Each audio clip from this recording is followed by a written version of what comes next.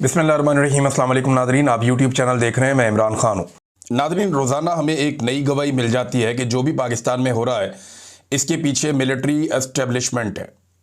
और ये जो आइनी तरमीम 26वीं हुई, ये भी मिलिट्री एस्टेब्लिशमेंट ने ज़बरदस्ती गर्दन पे घुटना रख के करवाई। और ये जो अब हो रही है 27वीं आइनी तरमीम, अभी भी जो अंगूठा है वो गले के ऊपर एस्टेब्लिशमेंट का ही है। इसकी एक और मैं आपको सबूत देता हूं कि एस्टेब्लिशमेंट जब काम करती है तो फिर उसको 100% होना होता है उनके मुताबिक, यानी वो उन्होंने कर लेना होता है। चाहे पाकिस्तान का उसे जितना मर्जी नुकसान हो जाए, चाहे अवाम का जितना मर्जी नुकसान हो जाए, लेकिन उन्होंने कर देना होता है अपने ज़ाती मफाद के अंदर। 26वीं तरमीम भी कर ली, 27वीं भी अब तकरीबन हो गई है। मैं उसकी वजह आपको बताता हूँ कि पहले से ही उसके ऊपर अमल दरामद शुरू हो गया है। अब ये एक ब्रेकिंग न्यूज़ है जो साकिब बशीर साहब ने दी है, कुछ और सहाफ़ी हैं उन्होंने भी दी है, और ये सब लोग जो है वो कोर्ट रिपोर्टिंग करते हैं, अदालतों में जाके कवरेज करते हैं।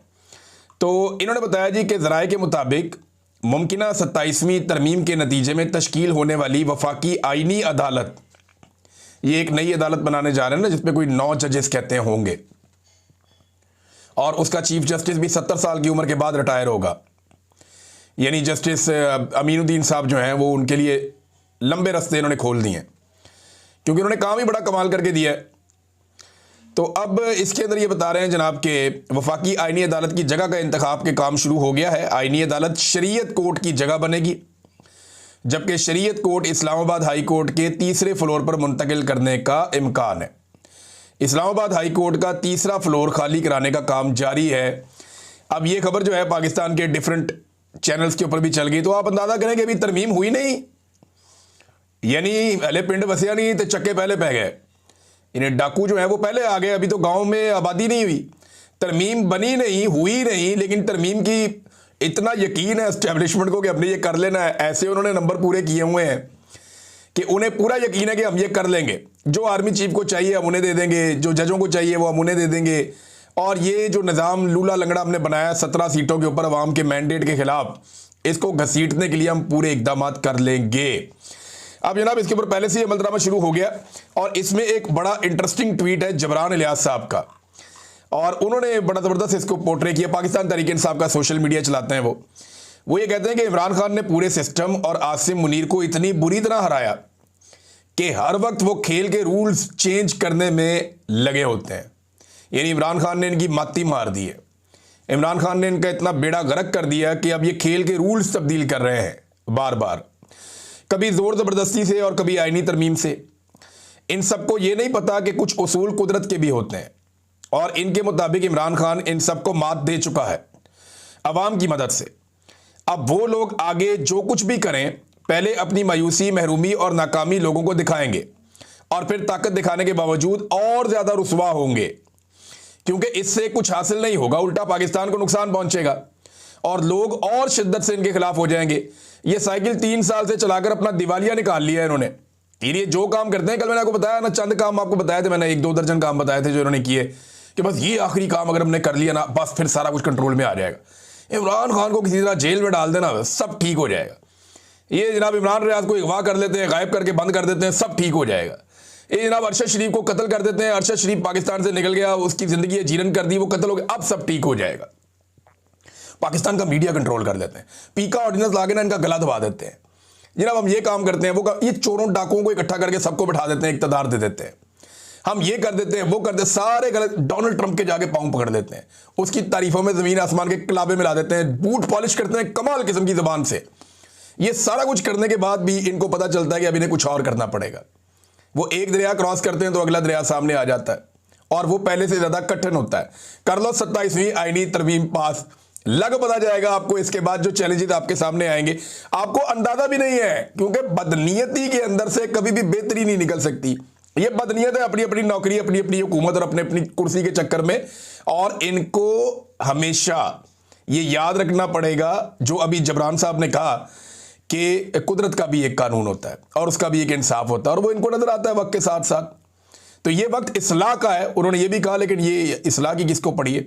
अभी तो सारे के सारे लोग जो पाकिस्तान में हैं, इक़्तिदार में ख़ास तौर पे, उन्हें तो कुछ दिखाई ही नहीं दे रहा। आर्मी चीफ की एक्सटेंशन पे सोशल मीडिया में सख्त रद्द-ए-अमल आ रहा है, ये बड़ा सख्त रद्द-ए-अमल है यानी इससे पहले हमने पाकिस्तानियों को कभी ऐसे नहीं देखा था किसी भी एक्सटेंशन में। जनरल बाजवा की एक्सटेंशन भी पाकिस्तानी नहीं चाहते थे, लेकिन आसिम मुनीर की एक्सटेंशन तो पाकिस्तानी बिल्कुल ही नहीं चाहते। पहले दिन से ही यहाँ पे ट्रेंड चल रहा है सोशल मीडिया पे कि एक्सटेंशन नामंजूर। फिर इमरान खान साहब ने ज़हनी मरीज करार दे दिया। अब ज़हनी मरीज कहने के बाद इमरान खान साहब ने एक नेक्स्ट लेवल पे इस लड़ाई को पहुंचा दिया और उसके बाद जो बातें आकर बताई सुहेल अफरीदी ने, और अभी सुहेल अफरीदी ने जो बातें बताई हैं ना, ये कुछ भी नहीं है। मैं आपको सच बता रहा हूं, ये मस्जिद में कुत्ते बांधने वाली बात कुछ भी नहीं है। जो ऑपरेशन ज़दा इलाकों में वहां के लोगों के साथ हुआ है और जो वाकयात हैं वो अगर वहां के लोग सुना दें ना, तो पाकिस्तानियों के पंजाब में बैठे हुए और सिंध में बैठे हुए कानों से धुएं निकल आएंगे। हत्ता के पेशावर के लोग नहीं जानते कि ऑपरेशन ज़दा इलाकों में क्या कुछ हुआ और किस तरीके से हुआ। ये बातें अब सुहेल अफरीदी ने बताना सिर्फ शुरू की हैं और ये नुक्ता आगाज है। मेरे ख्याल में जितनी जल्दी हो इस मामले को समेट लें और अवाम का मैंडेट तस्लीम करें, उससे माफ़ी मांगें कि हमने तेरे साथ ज्यादती की, भाई आप अपना काम करें, हमें हमारा काम करने दें। तो अब रद्देमल पब्लिक का बहुत सख्त आ रहा है और ये आने वाले दिनों में बढ़ता चला जाएगा। शहजाद अकबर साहब ने एक खबर दी है और शहजाद अकबर साहब की जो खबर है वो ये कहती है कि नई तरमीम के तहत फील्ड मार्शल तमाम अफवाज, बरी, नेवी, एयरफोर्स के सरबराह होंगे। अच्छा, इसमें मैं एक चीज़ और बताऊं कि अख्तर औसाफ साहब ने जो तजवीज़ दी थी उसमें यह कहा था कि तमाम फोर्सेस के, अब ये फोर्सेस क्या सिविलियन फोर्सेस के भी सरबराह होंगे, ये सवाल तब से अब तक मेरे जहन में है, लेकिन फ़िलहाल ये कि तमाम अफवाज के सरबराह होंगे। इनका ये ओहदा आईनी होगा, यानी वो पहले की तरह सरकारी मुलाजिम नहीं होंगे। सरकारी मुलाजिम नहीं होगा आर्मी चीफ, आईनी ओहदा बन जाएगा, जैसे सदर का होता है, वज़ीर आज़म का होता है। वज़ीर आज़म और चीफ जस्टिस इनके कंट्रोल में होगा। ये ओहदा 5 साल का होगा। यूं आसिम मुनीर ओहदे की मियाद 2025 से शुरू होगी और इस ओहदे में एक्सटेंशन की ऑप्शन भी मौजूद होगी, यानी वो चाहे तो 2030 में एक्सटेंशन लेके 2035 तक रह सकता है इस ओहदे के ऊपर। तो जनाब ये इस तरह से शहजाद अकबर साहब ने इसकी एक मंजरकुशी की है। नाज़रीन, एक बड़ी इंटरेस्टिंग बात मैं आपको बताता हूं कि अभी तक किसी के पास भी 27वीं आईनी तरमीम का कोई मुसव्वदा नहीं है। अंदाज़ा कीजिए आप, ये जो 27वीं आईनी तरमीम है ना, इसका कोई भी मुसव्वदा अभी तक किसी के पास भी नहीं है। हुकूमत के लोगों से पूछो तो वो कहते हैं जी हमने तो बातें सुनी हैं, सिर्फ वज़रा से आप बात करें, अगर आपका किसी से ताल्लुक़ है तो वो कहते हैं जी नहीं। आप अपोजिशन से पूछें, फजलुर रहमान से पूछें, फजलुर रहमान साहब तो अभी हुकूमत को कह रहे हैं जी मेरा बहुत बड़ा मुतालबा है। मुतालबा ये है कि जो आईनी तरमीम है जो आप पास करवाना चाहते हैं उसका मुसव्वदा मेरे सामने ले आएँ, ला के ज़रा मुझे पढ़ा दें और असली मुसव्वदा हमें दे दें। अंदाज़ा करें, पाकिस्तान के अंदर एक आईनी तरमीम हो रही है और किसी को नहीं पता कि इसका एक्चुअल मुसव्वदा क्या है और इसके अंदर क्या लिखा है और वो कौन सी चीज़ है आइन में जिसमें इस वक्त की मिलिट्री एस्टेब्लिशमेंट मौजूदा कठपुतली हुकूमत से तरमीम करवाना चाहती है। इसके बारे में कोई खबर बाहर नहीं आ रही, किसी को नहीं पता कि इस मुसव्वदे के अंदर है क्या या ये करवाना क्या चाह रहे हैं, किसी को कुछ पता नहीं है। लेकिन पाकिस्तान के अंदर ना मैंने लोगों का किबला बदलते हुए देखा है। ये नजम सेठी साहब हो गए, बहुत सारे और सहाफ़ी हो गए, ये दिन रात इमरान खान साहब के दौर के अंदर जमहूरियत के राग अलापते थे। इमरान खान ने एक दिन कहा कि वो सख्ती करना चाहते हैं करप्शन के खिलाफ, जैसे चाइना की उन्होंने मिसाल दी, तो साथ ही इन सब ने रोना पिटना शुरू कर दिया। इन्होंने ऊंची ऊंची मुर्गों की तरह अदाने देना शुरू कर दी, रोना शुरू कर दिया कि जनाब नहीं, ये तो इमरान खान मुल्क में डिक्टेटरशिप लेकर आना चाहता है, ये तो जमहूरियत का कत्ल करना चाहता है। और हमेशा ये कहते थे कि बदतरीन जमहूरियत भी बेहतरीन आमरीत से बहुत बेहतर होती है। इस किस्म की बातें कर करके इन्होंने कौम को जमहूरियत का चूरन बेचा बड़ा लंबा अरसा। और अब आप इनकी असल औकात चेक करें कि जिस वक्त इनको डंडा पड़ता है ना, या जिस वक्त इनके अपने मफादात के सामने कोई रुकावट आती है, तो ये अपने मफादात के लिए अपने नज़रियात को कुर्बान कर देते हैं।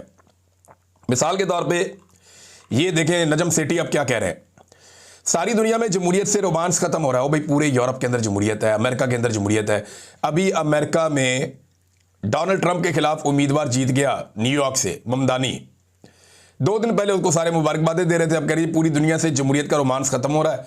अब सारी दुनिया चाइना की तरफ देख रही है, ऑस्ट्रेलिया में जमहूरियत है, न्यूजीलैंड में जमहूरियत है, जापान में, दुनिया के हर मुल्क में आप जहाँ चले जाएं, इंडिया इतना बड़ा मुल्क है, वहाँ पर जमहूरियत है। अफगानिस्तान की तरफ जमहूरियत मांग रहे हैं कि जनाब वहाँ पर अवामी हुकूमत होनी चाहिए। तो सारी दुनिया चाइना की तरफ देख रही है जहाँ 1 पार्टी सिस्टम है, हम भी उस तरफ देख रहे हैं। जमहूरियत में गरीब को कोई फ़ायदा नहीं होता, अमीर को फ़ायदा होता है। सारी दुनिया की डिक्टेटरशिप चाइना की तरफ देख रही है। अब नेशनल सिक्योरिटी एस्टेब्लिशमेंट इस मुल्क को आईनी तौर पर इस पार्लियामेंट की मोहर के साथ चलाएगी। अंदाजा करें नादरीन, बिल्कुल कैटेगोरिकली क्लियरली कह दिया उन्होंने कि ठीक है जनाब, उसको जस्टिफाई कर रहे हैं कि पाकिस्तान की मिलिट्री एस्टेब्लिशमेंट या सिक्योरिटी एस्टेब्लिशमेंट जो है वो पाकिस्तान को चलाएगी और स्टीयरिंग के ऊपर बैठाया हुआ होगा कठपुतलियों को। ये कठपुतली जो आजकल बैठे हुए हैं जिनके जरिए से आईनी तरमीम करवाई जा रही है। जब इमरान खान कोई सख्ती की बात करता था तो कहते थे डिक्टेटरशिप ले आया पाकिस्तान में, लेकिन अब आप हर दौर में ना नादरीन, हर डिक्टेटर को या हर फौजी ऑफिसर को या आर्मी चीफ को हर दौर में बड़े ज़बरदस्त नमूने मुयस्सर रहे हैं। हर दौर में बड़े ज़बरदस्त उनको तारीफ़ें करने के लिए खुशामदी जो है वो मुयस्सर रहे हैं। मिसाल के तौर पे ये मौलाना अब्दुल रहमान अशरफी, बड़ा नाम है इनका, बहुत सारे इनके स्टूडेंट्स हैं, लेकिन इनसे मंसूब एक डॉक्यूमेंट जो है वो सोशल मीडिया पे गर्दिश कर रहा है। ये जामिया अशरफिया लाहौर के थे, मौलाना अब्दुल रहमान अशरफी, जैसे आजकल वो है ना मौलाना ताहिर अशरफी, इसी तरह मौलाना अब्दुल रहमान अशरफी, क्योंकि जामिया अशरफिया से इनका ताल्लुक था। तो उन्होंने लिखा था एक पेज, उसके ऊपर जो उसका मेन वर्क था उस पर लिखा हुआ था, साथ ज़िया-उल हक की तस्वीर बनी हुई थी और ज़िया-उल हक की तस्वीर में से चारों तरफ किरणें निकल रही थी, नूर की किरणें निकल रही थी।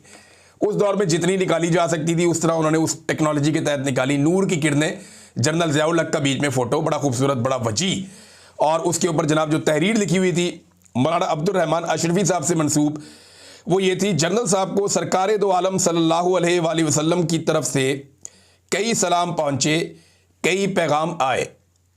यानी इन्होंने दीन का मंजर मौलवियों ने हर दौर में डिक्टेटरों के सामने बेचा है।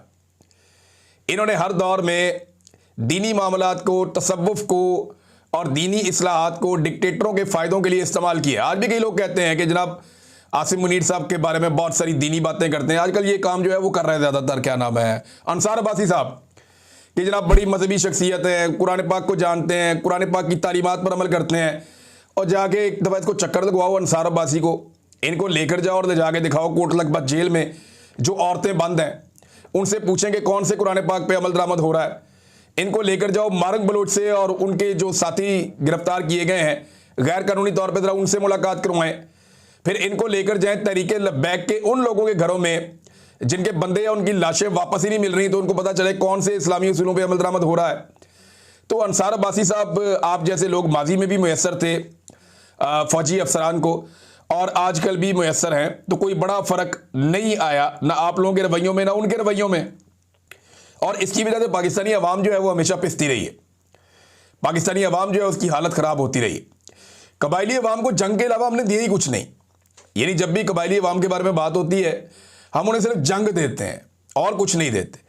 लेकिन अभी क्योंकि कबायली इलाकों से पहला वज़ीर आला आया खैबर पख्तूनख्वा का, सुहेल अफरीदी, उसने एक बड़ा ज़बरदस्त ऐलान किया और ये ऐलान अब तक का सबसे बड़ा पैकेज है जो कबायली इलाकों को मिलेगा।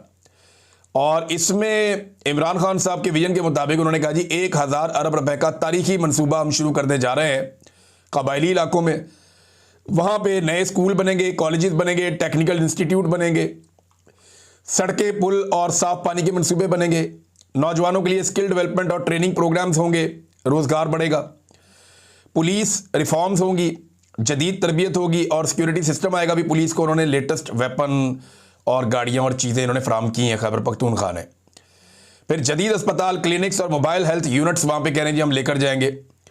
स्पोर्ट्स कम्प्लेक्स और ग्राउंड्स तामीर किए जाएंगे ताकि खेलों को थोड़ी सी तकवीयत मिले खैबर पख्तूनख्वा में। फिर माशी इस्तेहकाम के लिए कह रहे हैं जी नए कारोबारी मराकज़ और तरक्की के नए मौके हम पैदा करेंगे। ये 1000 अरब रुपया लगाने जा रहे हैं। फिर तवानाई पे बताते हैं जी transmission line, feeders, solar system और सोलर ग्रिड, ये सारी चीज़ें वो जो कहते हैं जी हम लेकर जा रहे हैं कबायली इलाकों में ताकि कबायली अवाम की जो महरूमियाँ वो दूर हो जाए। अब उनको जंग ही देनी है सिर्फ कि उनकी मादनियात उठानी है तो वहाँ पे जंग जारी रहे, जैसे सूडान में है। सूडान में तो मामला साफ है ना, वहाँ पे जंग इसलिए है कि वहाँ से सोना निकालना है। लेकिन दुनिया में जहाँ पे भी मादनियात होती है वहाँ लड़ाई हो जाती है। तरक्की याफ्ता ममालिक के अलावा पूरा अफ्रीका आप उठाकर देख लें, कॉन्गो से सोना निकालता था फ्रांस, और भी कई मुल्कों के लोग आते थे वहाँ से सोना निकालते थे, और ये बड़ा लंबा अरसा कई दहाइयों तक वहाँ से सोना निकालते रहे, ड्रिजेस लगा के बहुत बहुत बड़ी मिकदार में सोना वहाँ से लेकर गए। पूरा यूरोप अमीर हो गया इतना सोना लेकर गए वहाँ से कॉन्गो से। तो कॉन्गो में हमेशा एक ग्रुप दूसरे ग्रुप से लड़ता ही रहा है। जो सोने की गाड़ियां थी या ट्रक था जो उन्हें लेकर जाते थे, उनके रास्ते में कभी रुकावट नहीं आती थी। एक दूसरे को वो मारते थे जानवरों की तरह, उनको हथियार भी फराहम किए जाते थे। तो इसी तरह हर उस इलाके में जहां पे मादनियात होती हैं, बदअमनी पैदा की जाती है। जैसे बाई डिज़ाइन खैबर पख्तूनख्वा के कबायली इलाकों में बदअमनी पैदा की गई, लेकिन ये अच्छा कदम है जो उठाया जा रहा है। नाज़रीन, TLP के हवाले से एक बड़ी खौफनाक इंफॉर्मेशन हमारे पास आई है। मैं उसे देख रहा था और हैरान हो रहा था कि ये क्या किया इन्होंने। एक वकील साहब सामने आए हैं और ये पहली आवाज़ है जो हमारे सामने आई है। और वकील साहब जो हैं, इनका नाम है एहसानुल्लाह आरिफ। ये बारिश वकील हैं। इन्होंने ये बताया कि अब तक 24 तहरीक लब्बैक के शहदा की फैमिलियों ने इनसे रब्ता किया है अपनी लाशें लेने के हवाले से कि हमें हमारी लाशें मिलें। 24 लोग अब तक सिर्फ एक वकील से रब्ता कर चुके हैं। कई ऐसे होंगे जो डर के छुपे हुए हैं, बात ही नहीं कर रहे। कई ऐसे होंगे जिन्हें खामोशी से लाशें पहुंचा दी गई, ये बोलना नहीं वरना ऐसी तैसी फेर देंगे। घर के बाहर आप एक सिपाही बिठा दें तो गरीब आदमी तो बात ही नहीं कर सकता। तो ये नाज़रीन सूरत हाल है कि जो मारे गए हैं लोग मरीदके में, उनके 24 केसेस सिर्फ एक वकील के पास है। और वो बताता है कि सैयद हशमतुल्लाह और सैफुल्लाह के कातलों में इनकी फैमिली पर दबाव डाला जा रहा है कि आप ये बयान दे दें कि साद रिजवी और अनस रिजवी ने गोलियां मार के हमारे भाइयों को कत्ल किया है। और लवाहिकीन जितने भी हैं उनके घरों पे पुलिस जा रही है, लगातार उनको ज़हनी तौर पे टॉर्चर कर रही है, उनके ऊपर दबाव डाल रही है कि जैसे हम कहते हैं वैसे चलो, इसके अलावा कोई और रास्ता नहीं है। नाज़रीन, फजलुर रहमान साहब के साथ भी मोहसिन नकवी साहब ने गेम डाल दी है। और ख़बर यह है कि मोहसिन नकवी ने DG पासपोर्ट को हुक्म दिया, और ये खबर हमें फ़हीम अख्तर मलिक साहब दे रहे हैं कि मौलाना फजलुर रहमान साहब का जो पासपोर्ट है इसके ऊपर सार्क का स्टिकर नहीं लगाना है। बांग्लादेश आपने जाना होता है, सार्क का स्टिकर लगता है पासपोर्ट के ऊपर, इसके ऊपर कोई वो वीज़ा शीज़ा नहीं होता। तो जनाब स्टिकर नहीं लगा, पासपोर्ट वापस फजलुर रहमान साहब को मिल गया। और ये जो पार्लियामेंटेरियंस के वीज़े नहीं होते, इनको सार्क का स्टिकर लग जाता होता है। फजलुर रहमान साहब ने 11 नवंबर को जाना था, लेकिन क्योंकि आईनी तरमीम करवानी है, फजलुर रहमान का यहाँ होना ज़रूरी है। और याद सादिक से भी पूछा, याद सादिक ने जाके उनसे पूछा, रब्ता किया DG पासपोर्ट से, तो उसने कहा जी हमें मोहसिन नकवी ने कहा है कि सार्क स्टिकर इनके नहीं लगाए जा रहे। तो फजलुर रहमान साहब ने 11 नवंबर को जाना था। बहरहाल अब आईनी तरमीम करें और फिर उसके बाद फजलुर रहमान साहब जहाँ जाना चाहते हैं जाए। वैसे भी पाकिस्तानी तो पाकिस्तान छोड़ छोड़ के भाग रहे हैं, फजलुर रहमान साहब तो नहीं जाएंगे, उनका तो यहाँ पे बिजनेस बड़ा अच्छा है, पॉलिटिकल बिजनेस, लेकिन पाकिस्तानी जा रहे हैं। गुज़िश्ता 9 महीनों में दुबई में 54,000 नई कंपनियां आई हैं, 54,000। और इनमें दूसरे नंबर पे जो है वो पाकिस्तान है। पाकिस्तान की बेशुमार फर्म्स वो दुबई में जाके अपने आप को रजिस्टर कर रही हैं, और पाकिस्तान से पैसा निकल निकल कर दुबई में जा रहा है।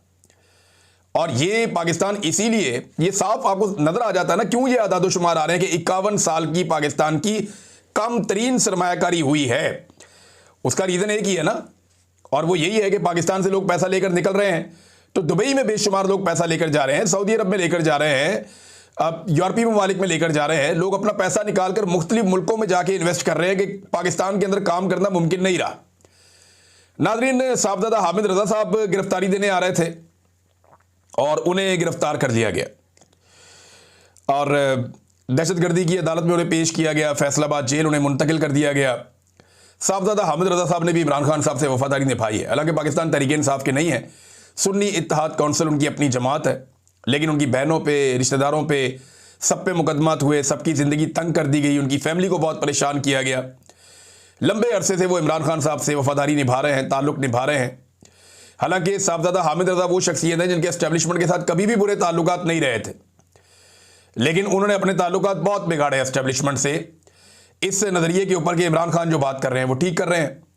और तब से लेकर अब तक वो भुगत ही रहे हैं। और अब उन्होंने गिरफ्तारी दे दी है या उन्हें गिरफ्तार कर लिया गया है पंजाब पुलिस की जानिब से। 10 साल की सज़ा उन्हें पहले ही सुनाई जा चुकी है 9 मई के केसेस में। तो साहबजादा हामिद रजा साहब के लिए एक और इम्तिहान शुरू हो गया है। नाज़रीन, डोनाल्ड ट्रंप ने कहा कि जल्द अहम ममालिक अब्राहम अकॉर्ड का हिस्सा बनने वाले हैं। अब ये कौन से अहम ममालिक हैं, क्या इनमें पाकिस्तान शामिल है, ये बड़े सवाल आते हैं। आने वाले दिनों में हमें जवाब मिल जाएंगे। और भी खबरें आपको मैं नेक्स्ट व्लॉग में देता हूँ। अब तक के लिए इतनी, अपना ख्याल रखिएगा, अपने चैनल का भी। अल्लाह हाफ़िज़।